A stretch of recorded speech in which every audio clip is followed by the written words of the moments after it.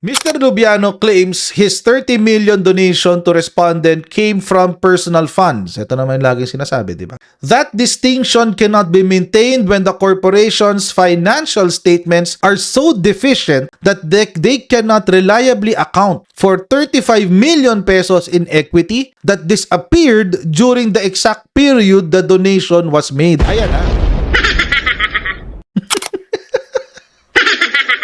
Yari ka dito, Chis Escudero. Dari ka dito. Ibig sabihin mga kababayan, nung panahon na nag-donate si Lubiano, ay yung same period kung saan nabawasan ng 35 million pesos yung kumpanya.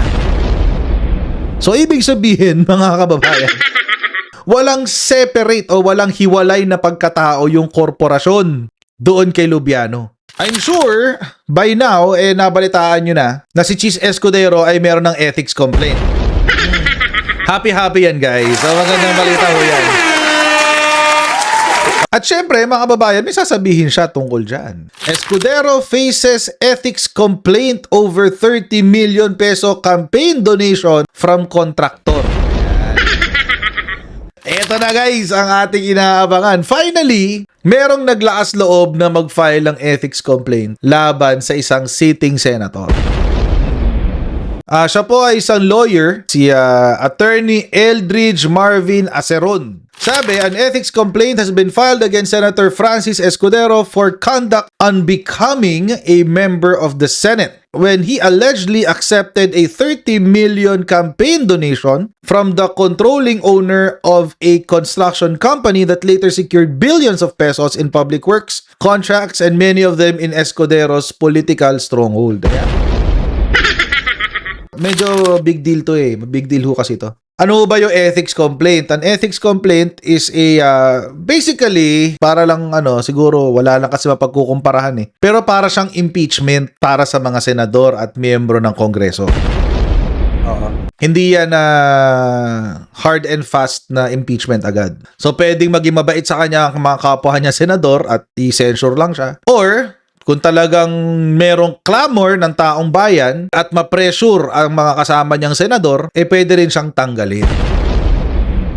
Pero mga kababayan, tingnan muna natin kung sino yung sa ethics committee ngayon. Sino bang ethics committee chairman? Nagpalitan na, di ba? Dahil bago na yung Senate President. Ang ethics privileges.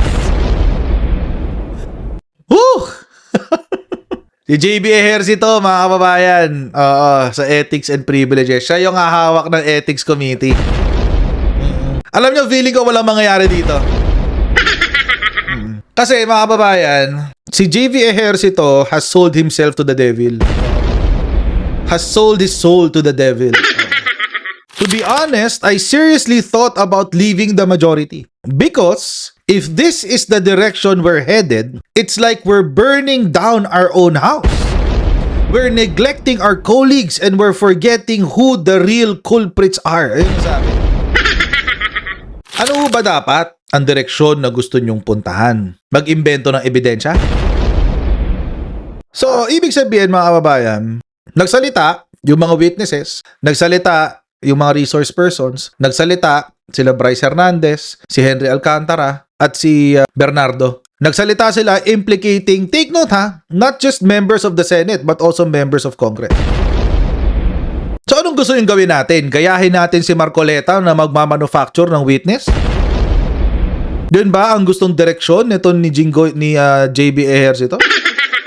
So, ibig sabihin mga kababayan, may nagsumite ng ethics complaint. Ang ethics complaint ay laban kay Chis Escudero. Obligasyon ngayon ni JV Ejercito na dinggin itong ethics complaint na to. At base dito sa statement na to, mukhang hindi niya aayusin ang kanyang trabaho. So, ano na lang ang Senado ngayon? Wala? Poprotektahan kayo ng kapwa nyo politiko? Wala ba ang Senado ngayon? Naglolokohan na ba tayo dito? Just give us more reason to abolish the Senate. Eto ngayon mga kababayan, ano ba kasi yung mga allegations niya? Practically, yung kanyang allegations ay umiikot doon sa 30 million campaign donation na tinanggap ni Senator Chis Escudero kay Lawrence Lubiano na siyang may-ari ng Centerways Construction and Development Incorporated, a government contractor that from 2021 to 2025 secured multiple public work and flood control contracts worth several billions of pesos. Centerway's contract volume in Bicol, particularly Sorsogon, spiked during and after the 2022 elections, coinciding with the donation and respondents' political influence in the region. This timing and concentration creates the appearance of impropriety and quid pro quo risk.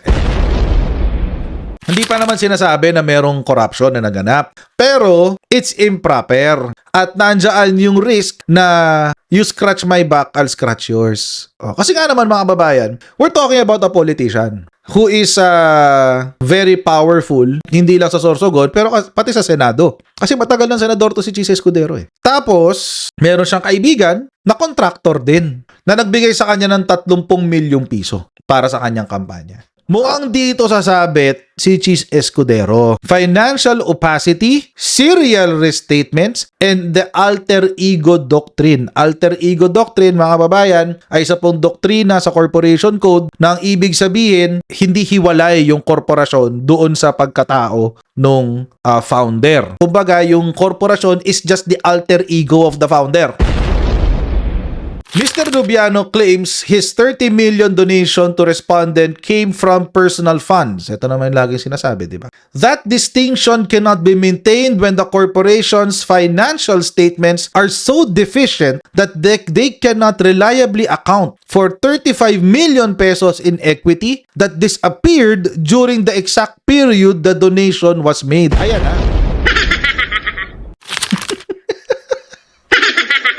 Yari ka dito, Chis Escudero.